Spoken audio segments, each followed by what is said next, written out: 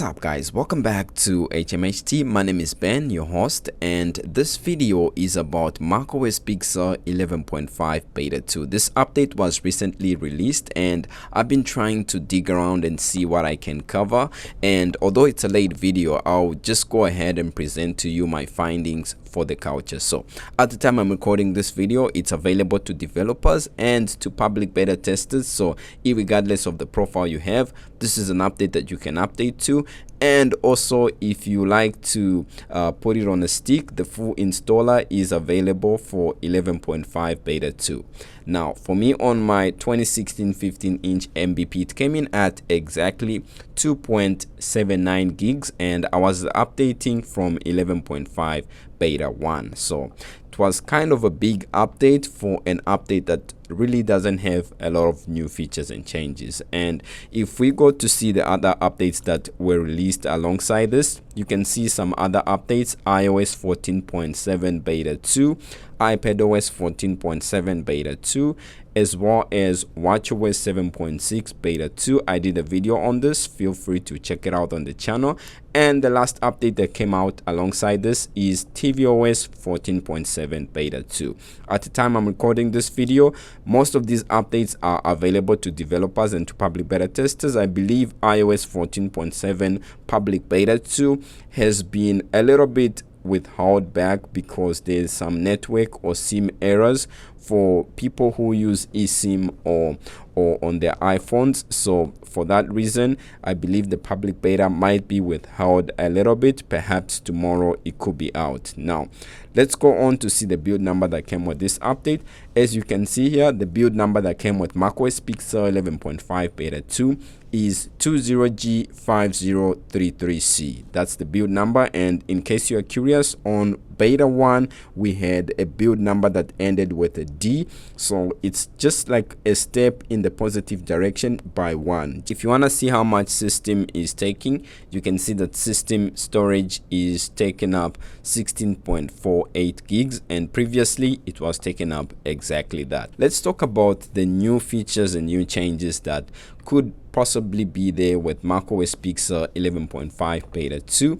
The first one that I have to give credit to is over on Twitter, and the credit goes to Nathaniel Strauss. Hopefully I'm pronouncing that correct. So he managed to mention that there's been some changes when it comes to Apple Business School Manager. So you have to have a developer account and then you have to sign in to your Apple Business School Manager.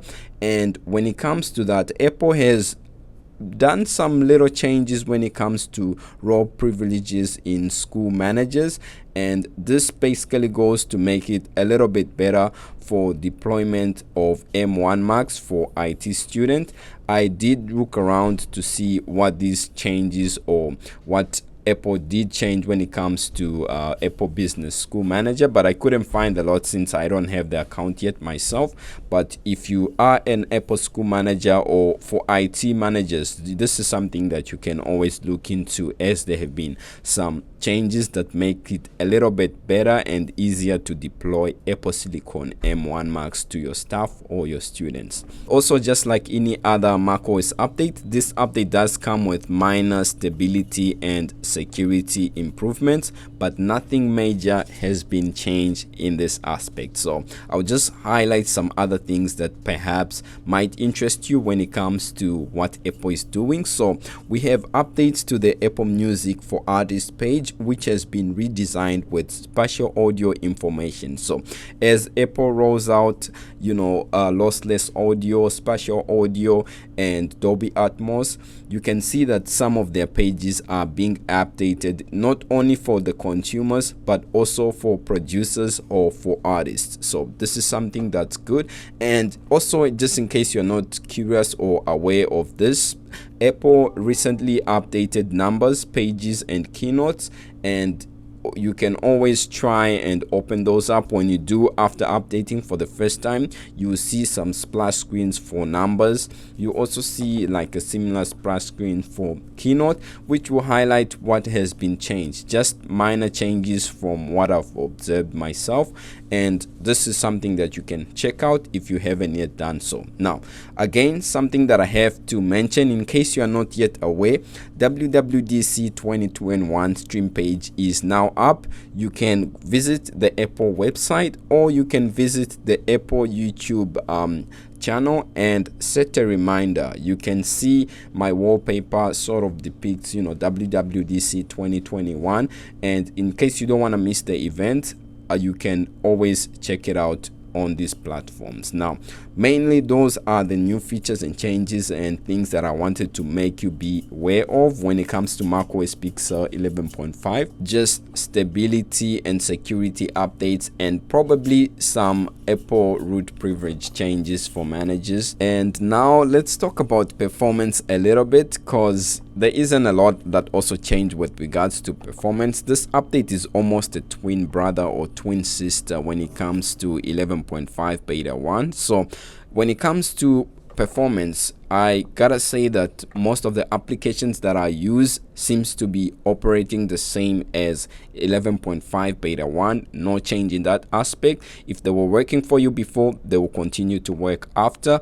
And when it comes to Geekbench scores on macOS Big Sur 11.5 beta 2, for single core I got a score of 745, and for multi-core I got a score of 3039. Comparing this to 11.5 beta 1, on single core I got a score of 741. So there's only a difference of 1 when it comes to single core CPU between beta 1 and beta 2, which is exactly the same. That's a difference that you won't even notice. Let's talk about CPU or graphics processing units just to see the difference. So on 11.5 beta 2, I got a score of 17,168, and when it comes to beta 1, I had a score of 17,176. So not a lot has changed when it comes to Geekbench scores or CPU or GPU performance. More or less the same. It's more like a twin brother or twin sister. So that's the performance aspect.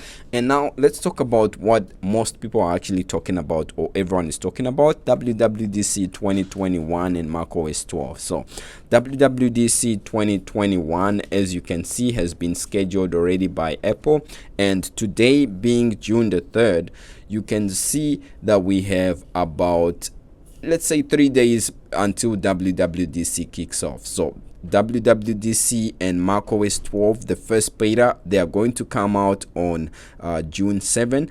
And what Apple usually does on the first day of WWDC after the keynote, that's when they release the developer beta of the updates that Apple will be covering. If you have the public beta profile, which is free, then you get the updates like after 2 or so days. But if you stick around on the channel, I might be able to help you out and give you something that's safe and from Apple, so that you can update on the day should you wish to. So keep an eye out for that.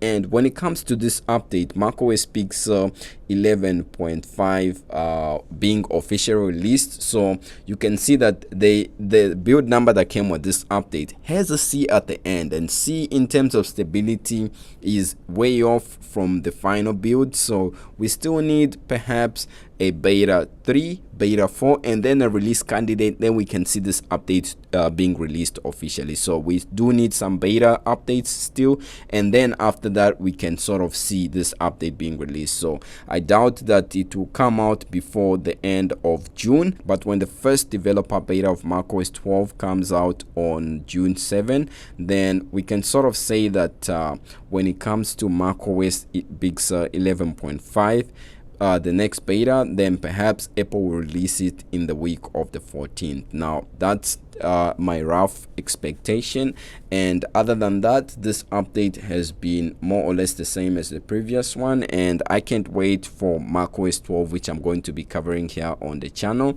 Stick around and we'll be able to see what the new system holds. If you like the video, a like will be good and a sub will be great. Stay safe, and I'll see you guys in the next video. Peace.